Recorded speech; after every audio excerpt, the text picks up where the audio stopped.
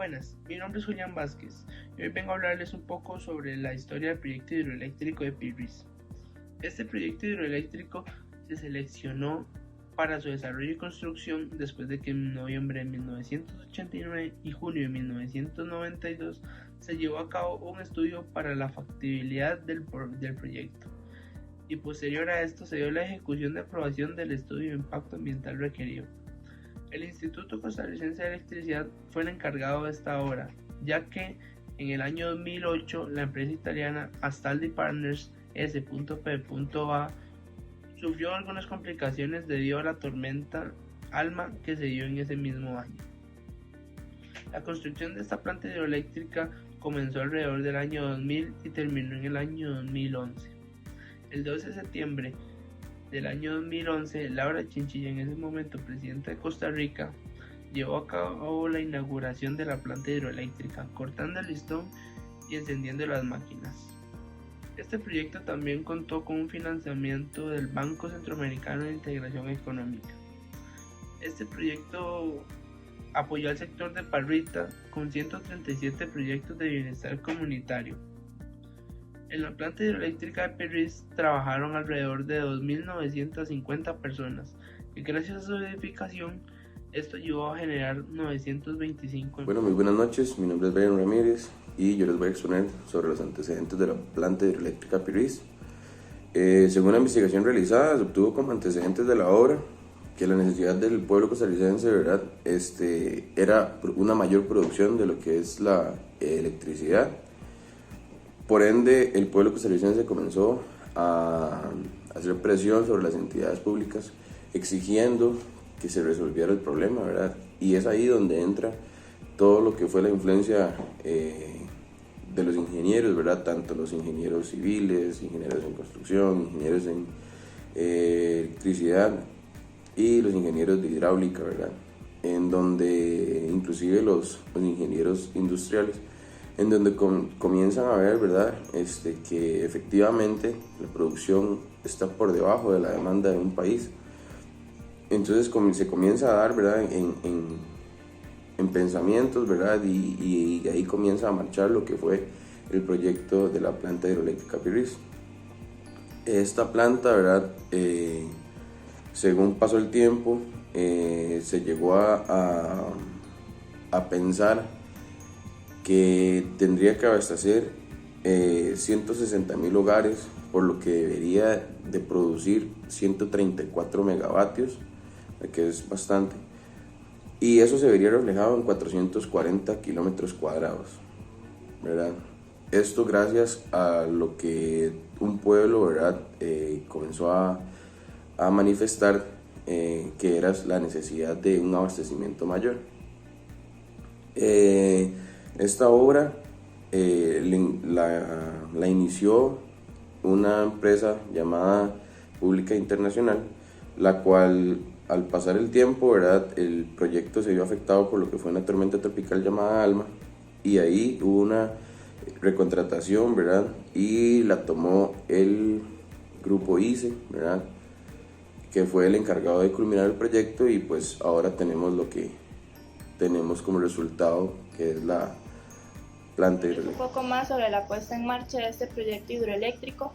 La presa Pirris, ubicada entre Los Santos de San José y la Parrita de Punta Arenas, se construyó en tan solo 14 meses. En enero del 2011, esta entró en su etapa final, en la recta final de su construcción.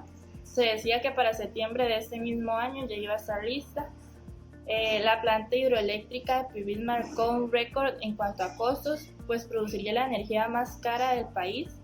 La obra requirió una inversión de $600 millones, más del doble de la construcción de la planta Angostura, cuya capacidad instalada es de 177 megavatios. El proyecto se encareció por diversos factores, entre ellos los retrasos en la facturación del financiamiento, trámites burocráticos para el desembolso de los recursos por parte de un financista, que en este caso era un banco japonés, y por los daños que causó la tormenta Alma y la tormenta Thomas.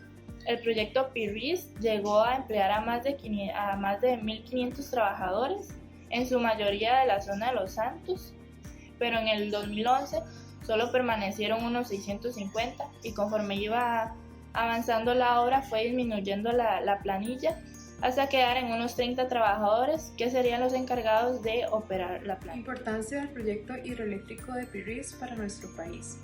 Vamos a hablarlo desde el punto de vista socioeconómico, todo el impacto que tuvo la generación de esta obra. Podemos mencionar inicialmente que crea un impacto positivo porque nos permite disminuir la dependencia en el uso de combustibles fósiles para generación de electricidad. Esto influye positivamente en los costos de la electricidad y en la protección del medio ambiente, ya que estamos evitando las emisiones de dióxido de carbono. Esta obra nos genera electricidad para muchísimos hogares y lo más importante es que siempre está manteniendo el medio ambiente protegido.